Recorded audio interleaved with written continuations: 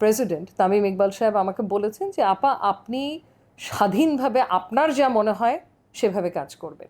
ভবিষ্যতে যুক্ত হতে চাই কি না দেখি, 3 মাস কেমন যায়, কেমন দায়িত্ব পালন করতে পারি তার উপরে আমি সিদ্ধান্ত নেব। জার্সিটা তারা পান, সেখানেও কিন্তু একটা কোয়ালিটির বৈষম্য আছে নারী অ্যান্ড পুরুষ। আপনাদের সবাইকে স্বাগতম জানাচ্ছি। আমি সাকিব শান। আজকের বিশেষ সাক্ষাৎকার অনুষ্ঠানে আমাদের সাথে যুক্ত রয়েছেন বিসিবির অ্যাডহক কমিটির সদস্য, বিশিষ্ট আইনজীবী ব্যারিস্টার রাসনা ইমাম। আপাতত তো ফোকাস করছি এই 3 মাসে যে দায়িত্বগুলো আমাদের উপরে দেয়া হয়েছে। একটা হচ্ছে ডে টু ডে অ্যাক্টিভিটিস বিসিবির, এবং দ্বিতীয়টা হচ্ছে একটা নির্বাচন দেয়া, এটার উপরই। সো 3 মাস পরে কি করব এখনো কোনো সিদ্ধান্ত নেইনি। আমার ফোকাসটা হচ্ছে দায়িত্বগুলো পালন করা। 3 মাস পরে আদৌ আমি নির্বাচন করব কিনা এ ব্যাপারে তো কোনো সিদ্ধান্ত আমি নেইনি। সো আমি যদি নাও থাকি, আমি চেষ্টা করছি কিছু system to put in place, যাতে করে নির্বাচিত যে কমিটি আসবে বা বোর্ড আসবে তারা এটা বাস্তবায়নের কাজ করতে পারে, আমি আশা করি। এবং বিশেষ করে ন্যাশনাল স্পোর্টস কাউন্সিলকে যারা নিয়োগ দিয়েছে। তো আমার ব্যাপারটা হচ্ছে কি, আলোচনা বা সমালোচনা তো হওয়াটাই স্বাভাবিক, কারণ প্রেক্ষাপটটা আপনার দেখতে হবে কোন প্রেক্ষাপটে আমাদের নিয়োগটা হয়েছে। যে বোর্ড ছিল সেই বোর্ডকে বিলুপ্ত করা হয়েছে, এবং বিলুপ্ত করা কেন হয়েছে, কারণ এনকোয়ারি করা হয়েছে, অনিয়ম পাওয়া গেছে, এবং ন্যাশনাল স্পোর্টস কাউন্সিলকে আইন কিন্তু ক্ষমতা দিয়েছে যে অনিয়ম পাওয়া গেলে যে কোনো বোর্ডকে বিলুপ্ত করা যাবে। সো সেই কারণে বিলুপ্ত করা হয়েছে, এবং এই অ্যাডহক কমিটিটা গঠন করে আমাদেরকে দায়িত্ব দেওয়া হয়েছে। সো প্রেক্ষাপট যখন এটা হয় তখন কিন্তু নানা ধরনের প্রশ্ন উঠবে। সহজ ভাষায় বলতে গেলে আগের যে কমিটিটা ছিল সেটার সমর্থক যারা ছিল তারা তো সমালোচনা করাটাই স্বাভাবিক। সো এটাকে আমি কোনোভাবেই দেখছি না ইতিবাচক বা নেতিবাচক।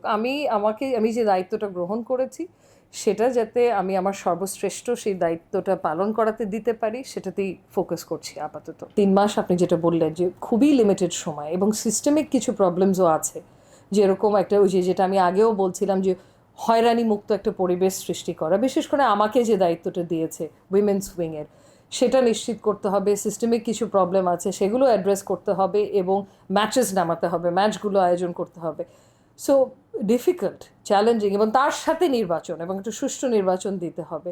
ডিফিকাল্ট, কিন্তু আপাতত আমার যেটা মনে হচ্ছে, আমরা তো 2বার বসেছে বোর্ড অলরেডি, যে সবাই কিন্তু কমিটেড এবং সবাই কাজ করছে যাতে এই দায়িত্বগুলো পালন করতে পারে, এবং একটা নির্বাচিত বোর্ডের হাতে আমরা দায়িত্বটা দিয়ে বেরিয়ে যেতে পারি। প্রথমেই কিন্তু আমাদের যে প্রেসিডেন্ট তামিম ইকবাল সাহেব আমাকে বলেছেন যে আপা আপনি স্বাধীনভাবে আপনার যা মনে হয় সেভাবে কাজ করবেন। এখানে কোনো ধরনের হস্তক্ষেপ বা বাধা বা কোনো মতামত কারো চাপিয়ে দেওয়া হবে না, কোনো সিদ্ধান্ত কারো চাপিয়ে দেওয়া হবে না। সো এই জিনিসটা আমি অ্যাপ্রিসিয়েট করছি। নারীর অংশগ্রহণ সর্বক্ষেত্রে বাড়ানোর জন্য কিন্তু আমি অনেক ধরনের অ্যাডভোকেসির সাথে জড়িত ছিলাম। সো এখন ক্রীড়া স্পেসেও এই কাজটাই করার সুযোগ পেয়েছি, যেহেতু উইমেন্স উইংয়ের দায়িত্বে এসেছি। তারপরে ধরেন মেডিকেল ডিপার্টমেন্ট, স্বাস্থ্য অধিকার নিয়ে বহু বছর ধরে আমি জনস্বার্থমূলক মামলা বলেন, অ্যাডভোকেসি ওয়ার্ক বলেন করে যাচ্ছি। সো মেডিকেল ডিপার্টমেন্টেই ঠিক আমাকে দায়িত্বটা দেয়া হয়েছে। তারপরে থার্ড দায়িত্বটা কমপ্লেইন্ট মেকানিজম বা অভিযোগ দায়ের করার যে ডিপার্টমেন্টটা, এটা তো আমার মনে হয় একজন আইনজীবী, সেটা আমি না, যে কেউই হতে পারতো, আইনজীবী আইডিয়ালি সুটেড এরকম একটা দায়িত্ব পালন করার ক্ষেত্রে।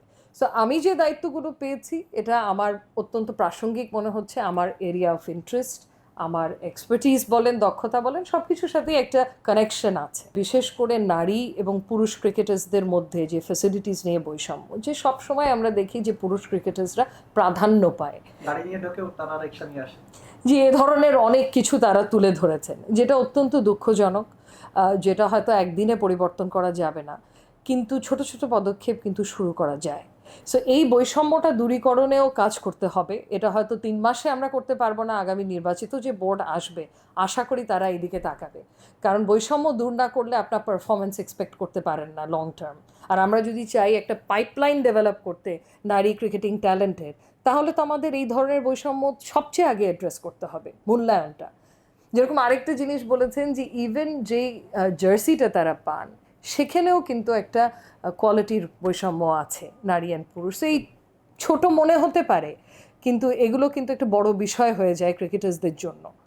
সো এগুলোর দিকে আমরা তাকাচ্ছি, এটা একটা তুলে ধরেছে। তাছাড়া এই যে হয়রানি যেটা হয়েছিল গত বছর, ওনারা এবার তুলে ধরেননি, কিন্তু এটা তো আমরা সবাই জানি, এটা তো অনেক প্রচার প্রচারণা হয়েছিল গণমাধ্যমে।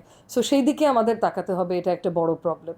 আরেকটা হচ্ছে যে লিমিটেড অপরচুনিটি ম্যাচগুলোর, যে ওই যে ডোমেস্টিকভাবে আমরা যদি বাংলাদেশের অভ্যন্তরীণে আমরা ফ্রিকোয়েন্সি অনেক বাড়াতে হবে, যাতে প্র্যাকটিস করার অপরচুনিটি পায়, যারা ফুললি প্রিপেয়ার থাকে ইন্টারন্যাশনাল ম্যাচেসগুলোতে পার্টিসিপেট করার জন্য। এটা তো ক্রিকেট ধরেন গত বোর্ড তো খুব একটা নামাতেই পারেনি ক্রিকেট ম্যাচেস, তো সেদিকেও তাকাতে হবে। তাদেরকে অপরচুনিটি না দিলে তারা প্র্যাকটিস করবে কিভাবে, তাদের স্কিলস ডেভেলপ করবে কিভাবে।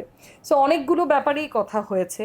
সো আমরা চেষ্টা করছি যে প্রায়োরিটাইজ করে 3 মাসে যা যা সম্ভব সেগুলো করা। এই অ্যান্টি হ্যারাসমেন্ট একটা পলিসি, একটা বলিষ্ঠ এফেক্টিভ কার্যকর একটা পলিসি তৈরি করে দিয়ে যাওয়া, যাতে নির্বাচিত বোর্ড এটা বাস্তবায়নে কাজ করতে পারে, যাতে আমরা একটা নিরাপদ পরিবেশ সৃষ্টি করতে পারি যেখানে একদম নির্ভয়ে নির্দ্বিধায় আমাদের নারী ক্রিকেটার্সরা অংশগ্রহণ করতে পারে, ট্রেন করতে পারে। সো এটা একটা ইচ্ছে আছে। তাছাড়া হচ্ছে অভিযোগ দায়ের করার যে মেকানিজম, এই জিনিসটাও কিন্তু অনেকের সাথেই তো কথা বলছিলাম, সাবেক যারা প্লেয়ার্স তাদের সাথেও, যে অভিযোগ দায়ের করার মেকানিজমটা খুব একটা স্বচ্ছ না। সো এটাকে প্রথমত হচ্ছে আমাদের অ্যাক্সেসেবল করতে হবে, সহজ করতে হবে, যে আপনি সংক্ষুব্ধ, আপনি কোথায় অভিযোগটা দায়ের করবেন, এটা একটা স্পষ্টীকরণ প্রয়োজন এখানে। তারপরে হচ্ছে যে আচ্ছা অভিযোগটার তারপরের প্রক্রিয়াটা কি, এটা ব্যাপারে একটা সুষ্ঠু তদন্ত হতে হবে। সো সেই ব্যাপারে লিখিত কিছু থাকতে হবে যেটা ফলো করা হবে, যে একটা তদন্ত সুষ্ঠু কখন হয়, যখন আপনি বাইরে থেকে এক্সটার্নাল সদস্য বসান সেই তদন্তে। কারণ ইন্টারনাল বিসিবির লোকজনই যদি তদন্ত করে তাহলে হয়তো নিরপেক্ষতা নিয়ে প্রশ্ন উঠবে। সো এই দিকগুলোতে আমি তাকাতে চাচ্ছি যে কিছু সিস্টেম, আমি যেহেতু একজন আইনজীবী, এইসব ড্রাফট করা, এইসব পলিসিগত কাজ নিয়ে আমরা করে এসেছি অনেক, তো এই দিকে আমি তাকাতে চাচ্ছি। ধামাচাপা দিয়ে কোনো মতে একটা এনকোয়ারি করে একটা পদক্ষেপ যাতে না নেওয়া হয়।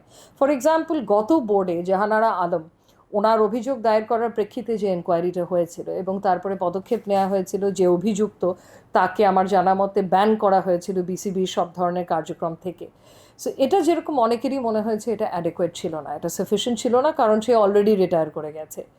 সো এখানে কি আরও কিছু করণীয় আছে কি না, ওগুলো কি আবার খুলে দেখতে হবে কিনা, খতিয়ে দেখতে হবে কিনা, তারপরে আইনি পদক্ষেপ কি নেওয়া যেত কিনা প্রাতিষ্ঠানিকভাবে তার বিরুদ্ধে। এটা তো ধরেন একটা অ্যাডমিনিস্ট্রেটিভ প্রশাসনিক ডিসিশন ছিল, আইনি কি কোনো পদক্ষেপ প্রতিষ্ঠান হিসেবে বিসিবি নিতে পারে কিনা, এই দিকগুলোতেও তাকাতে চাচ্ছি। কারণ এটা নিশ্চিত না করলে নারীদের অংশগ্রহণ আপনি ক্রিকেটে বাড়াতে পারবেন না। এখানে একমাত্র নারী সদস্য আমি, তো আমি তো এমন একটা বাংলাদেশ চাই যেখানে একমাত্র নারী সদস্য থাকবে না। আর যেটা হয় যে লিডারশিপ পজিশনসে ধরেন এই সংস্থাগুলোতে, ফেডারেশনগুলোতে আপনি যত নারীদের সংখ্যা বাড়াবেন ততই কিন্তু সেই স্পোর্টে নারীদের অংশগ্রহণ আপনি বাড়াতে পারবেন। হ্যাঁ, কারণ আমি যেভাবে একজন নারীর সমস্যাগুলো বুঝতে পারবো তা হয়তো একজন পুরুষ বুঝে উঠতে পারবে না, এবং আমার যে ইন্টারেস্টটা থাকবে পরিবেশটা বদলানোর জন্য তা হয়তো সবসময় একজন পুরুষের থাকবে না। সো অংশগ্রহণ বাড়ানোটা থ্রু রিজার্ভড কোটা, আপনি যে সাজেশনটা দিলেন এটা অবশ্যই ওয়ার্থ কনসিডারিং, ডেফিনেটলি। এখানে মেডিকেল ডিপার্টমেন্টের সাথেও বসা হয়েছে এবং ওনাদেরও কিছু সমস্যার কথা আমার সাথে শেয়ার করলেন। তার মধ্যে এটা একটা, আরেকটা সমস্যা ছিল এই প্রকিউরমেন্ট যে প্রসেসটা, ধরেন মেডিকেল সাপ্লাইজ যে দরকার হয়, এইটা তো একটা প্রকিউরমেন্ট প্রসেসের মাধ্যমে আসতে হয়। এই প্রকিউরমেন্ট প্রসেসটা আমি শুনলাম যে অত্যন্ত কমপ্লিকেটেড অ্যান্ড টাইম কনজিউমিং, মানে এত সময় লাগে এই পাশ হয়ে আসতে, যে তার মধ্যে অনেক সময় দেখা যাচ্ছে যে ডিপার্টমেন্টের লোকজন নিজেরা টাকা দিয়ে কিনে ফেলছে, পরে রিএম্বার্সমেন্ট নিচ্ছে। সো এটাকে আমাদের সিম্পল করতে হবে যাতে দ্রুত এই বাজেটারি অ্যাপ্রুভালসগুলো নেওয়া হয়। সো আর আপনি যেটা বললেন ফিজিও, এনারা তো মেজর স্টেক হোল্ডার্স। ফিজিওথেরাপিকে তো কোনো মতে আমরা ছোট করে দেখতে পারি না। এটা তো ডিরেক্টলি কি বলবো, শারীরিক সুস্থতার সাথে তাদের সক্ষমতা ক্রিকেটার হিসেবে সেটার সাথে জড়িত। তো অবশ্যই এদিকে আমরা তাকাতে না পারলেও আমি এক্সপেক্ট করব নির্বাচিত যে বোর্ড আসবে এদিকে তাকাবে। আমি তো ইন্ডিপেন্ডেন্ট প্র্যাকটিস না, আইন পেশায়। So different set of challenges ওখানে, এখানে একেবারে ডিফারেন্ট সেট অফ চ্যালেঞ্জেস। এখানে যেরকম গভর্নেন্স একটা বড় ইস্যু, গভর্নেন্স যেরকম আইন পেশায়ও ধরেন আমি অনেক কর্পোরেট বোর্ডসে বসেছি, সো গভর্নেন্স নিয়ে অনেক ধরনের কাজ করা হয়েছে। সো খুব কমপ্লিমেন্টারি লাগছে, তাও মনে হচ্ছে একটু ডিফারেন্ট চ্যালেঞ্জেসগুলো, একই না। এটাতে হয়তো আলোচনা সমালোচনার সম্মুখীন আরও বেশি হতে হচ্ছে, যেহেতু এটা এত পাবলিক ফেসিং একটা কাজ।